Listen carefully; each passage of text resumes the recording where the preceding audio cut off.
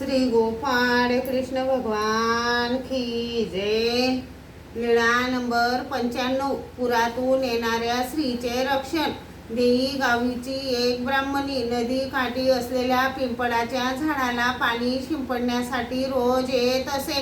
तेथून ती नेहमी सर्वज्ञांना बघत असे। एके दिवशी सर्वज्ञ छिन्न स्थळीवर बसलेले होते। ती ब्राह्मणी पिंपळ शिंपडण्यासाठी आली। सर्वज्ञांना बघितले आणि हातातील तांब्या तेथेच टाकून स्वतः गंगेच्या पात्रात शिरली। गंगेतून येऊ लागली। काठावर अनेक लोक होते, ते ओरडू लागले, धावा धावा रे।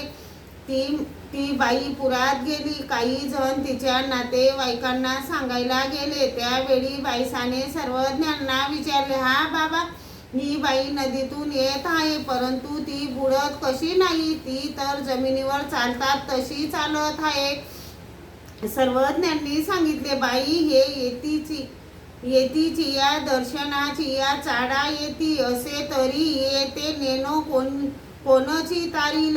तेवढ्यात ती आली। सर्वज्ञांना दंडते घातले, श्रीचरणा लागली। तेव्हा मागाहून तिचे नातेवाईक आले।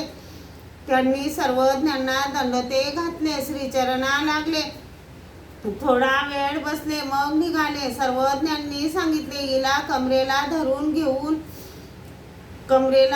घेऊन जा, तिच्या कमरेला सांगडी बांधा। त्यांनी म्हटले, जीजी, ही जशी आली तशी परत का जाणार नाही? सर्वज्ञांनी सांगितले, येताना जसे सहज निर्विघ्नपणे येता येईल त्याप्रमाणे जाता येणार नाही। मग ते सर्वज्ञांनी सांगितल्याप्रमाणे तिला घेऊन गेले। लोकांना मोठे आश्चर्य वाटले। श्री गोपाळ कृष्ण भगवान